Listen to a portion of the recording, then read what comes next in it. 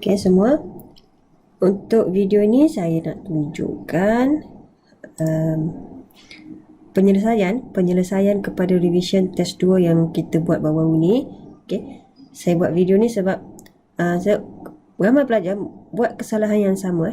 Buat kesalahan yang sama macam nombor 1 ni, okay, soalan C. Ramai yang buat salah. Kalau nombor 2 ni okey, tak ada masalah, saya tengok. Dan nombor 3 ni tak ada masalah juga, cuma cara penyelesaian itu tidak kalau saya tidak menepati skema lah. Okey, so kita tengok dulu nombor 1. So nombor 1 ni kita ada 2 event. Okey, dibagi probability. Okey, dan untuk soalan A, B ini tak ada banyak masalah. Okey, kita tengok penyelesaian kepada soalan A. Okey, soalan 1A, diminta untuk dapatkan both event occur. Okay, jadi dari sini X occur and Y occur. Jadinya X intersect Y. Jadi kita akan menggunakan formula X given Y. Kita akan guna formula X given Y. Sebab kalau kita nak guna formula not mutually, yang mana X tambah Y tolak dengan intersection tu, tidak sesuai sebab kita tak ada nilai X union Y. Okay, misalnya ada ramai pelajar dia keluarkan formula tersebut untuk dapatkan nilai intersection, dan ada beberapa pelajar yang salah menggunakan formula tu lah. Okay. Jadi kita gunakan formula conditional probability. Ini kita panggil sebagai conditional probability sebab dia ada syarat kat sini. Palang ni bermaksud given. Given tu dia bersyarat. Okay. Formula dia kalau X given Y, dia akan jadi X intersect Y divide by PY. Okay, probability Y. Probability event pertama. Okay. Dan nilai X given Y adalah 3/4. Okay, probability X intersect Y kita nak cari, dan probability Y adalah 1/2. Jadi kita akan dapat nilai dia di situ. X intersect Y adalah 3/8. Okay, kita darablah, cross multiply. Sudah dapat jawapan dia 3/8. Okey, seterusnya untuk nilai soalan B. Soalan B adalah both event do not occur. Jadi di situ bermaksud X complement, X do not occur, intersect with Y do not occur. Jadi dua-duanya tidak berlaku. Ini maksud dia. So kita akan guna formula ataupun panggil De Morgan rule. Okay, yang mana kita akan tukarkan dia menjadi probability X union Y complement. Jadi untuk dapatkan X union Y complement, maknanya selain daripada X union Y, so satu tolak dengan X union Y. Okay, dan X union Y ini kita boleh dapatkan daripada formula not mutually exclusive, sebab kita dah ada nilai intersection daripada soalan A. Jadi satu tolak dengan PX tambah PY. Okay, kita tulis formula dekat sini, dan tolak dengan X intersect Y. Okay, so ini adalah formula not mutually exclusive. So masukkan nilai probability dia. Probability X 4/7, probability Y 1/2, dan intersection kita 3/8. Di jawapan akhir dia, bila kita selesaikan kat situ, dapatlah 17/56. Okay, yang B ni saya tak kebanyakan belajar betul jawab dia. Cuma untuk mencari nilai X union Y itu, pelajar cari pada bahagian A. Sepatutnya awak kena tunjukkan pengiraan itu pada bahagian B. Okay, sepatutnya. Tapi dia tak ada menjadi kesalahan lah. Okay, untuk soalan C. Okay, soalan C ni ramai yang salah dan salah tu benda yang sama. Yalah, buat sama-sama kan. Soalan itu bagi tahu apa soalan dia? Okay, only one of the event occur. Okay, maksudnya kat situ X occur and okay, X occur and Y do not occur, or ataupun tambah X do not occur and Y occur. Mana salah satu berlaku. Okay, kalau kita refer kepada Venn diagram dia kita dapati kawasan dia adalah untuk ini kita ada X, kita ada Y. Okay, untuk X intersect Y complement itu kawasan yang kita dapat hanyalah ini. Okay. Maknanya kita hanya dapat X sahaja. Okay, kalau X complement intersect Y, okay, kita akan dapat kawasan dia bahagian ini sahaja, bermaksud Y sahaja. Okay. Jadi pengiraan di sini adalah kita nak dapatkan kawasan ini sahaja. Jadi PX tolak dengan intersection X dengan Y. Okay, ini untuk yang ini. Dan tambah untuk bahagian ini pula bermaksud PY minus dengan intersection. Jadi PX kita adalah 4/7. Tolak dengan intersection kita cari pada bahagian A 3/8. Dan tambah dengan Y kita 1/2 tolak dengan intersection. Dan di sini jawapan yang kita akan dapat adalah 9/28.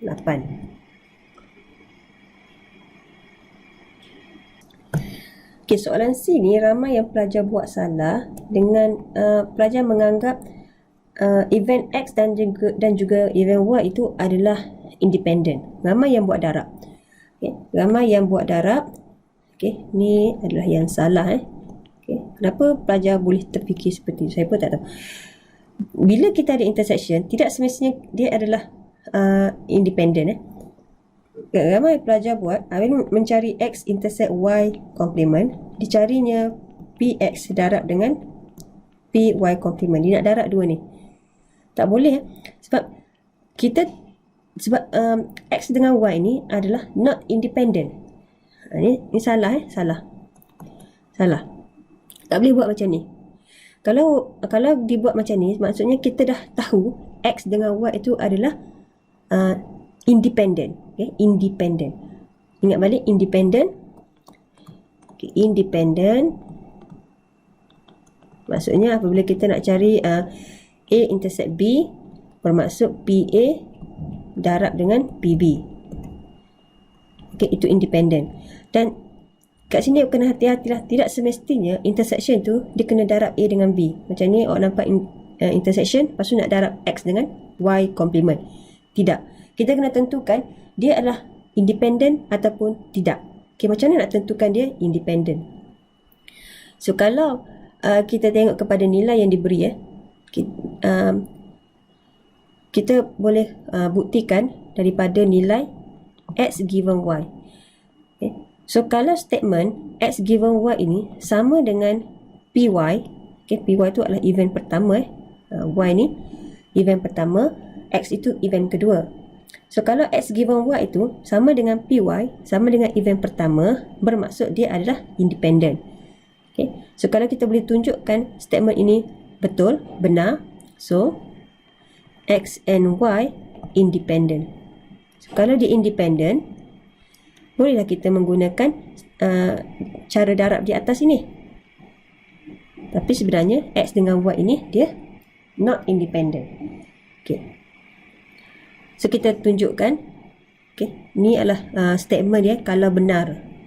Kalau benar kita bagi tahu X dengan Y itu adalah independent. Okay, jadi nilai X given Y adalah 3/4 dan probability Y adalah 1/2. Jadi kita dapati kedua-dua nilai ini tidak sama. Jadinya X given Y not equal to PY. So kalau not equal, so statement ini dia akan jadi berlawanan lah. So dia akan, kita boleh tulis X and Y are not independent. Jadi kita tak bolehlah nak menggunakan kaedah darab itu untuk mencari intersection di antara dua event. Okay, mana kita kena guna kaedah lain lah, mungkin Venn diagram. Maksudnya mencari intersection tu tidak boleh darab. Okey. Itu nombor 1. Kita tengok nombor 2. Okay, nombor 2 ni kebanyakan tak ada masalah untuk mendapatkan probability B given A complement. Okay, mana pelajar boleh keluarkan formula conditional probability ni dengan betul dan mencari probability dia lah. Okay, kita tengok solusi.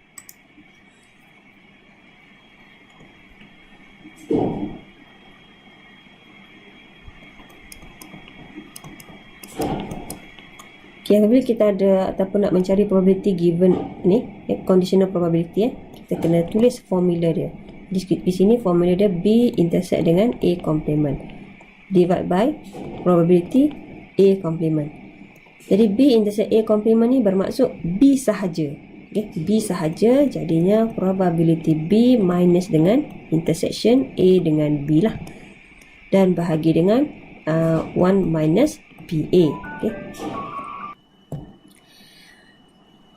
Okay, A dengan B diberi dan juga union antara A dengan B. So untuk dapatkan intersection, kita akan guna formula not mutually exclusive.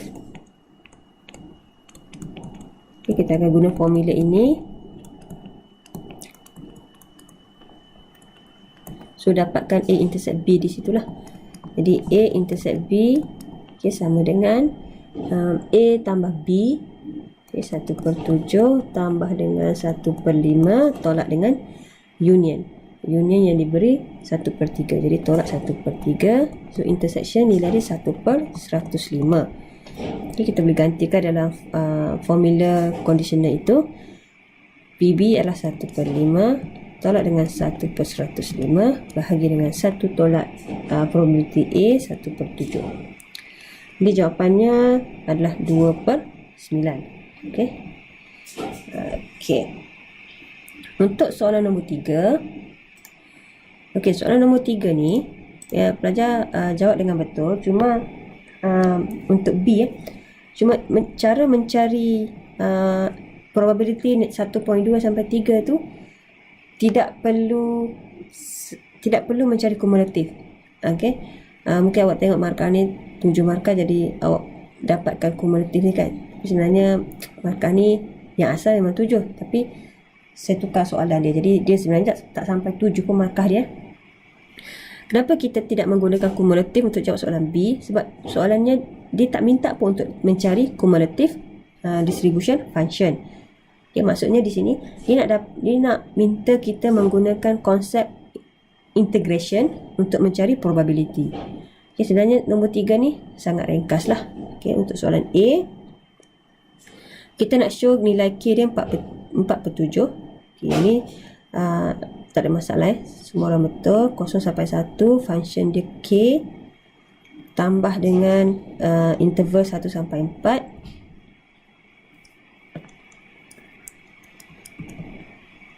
Okay, sama dengan 1. Kalau buat yang macam ni, equation seperti ini dan samakan dengan 1, dapat 1 markah.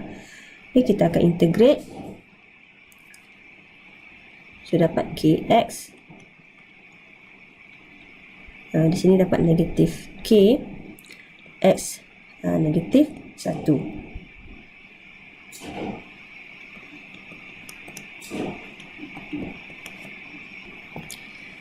Okay, selesaikan dia. Kita dapat di sini K minus 0. Okay, di sini kita dapat negatif K/4 tolak dengan tolak K. Okay, kita ganti 1 tu pada X so dapat negatif K. Okay, selesaikan di sini.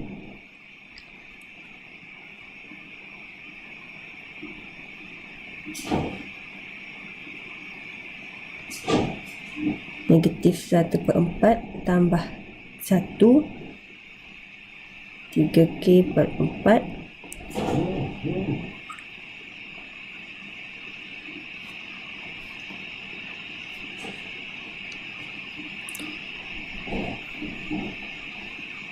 sini dapat 7 K sama dengan 4. So K dia adalah 4/7.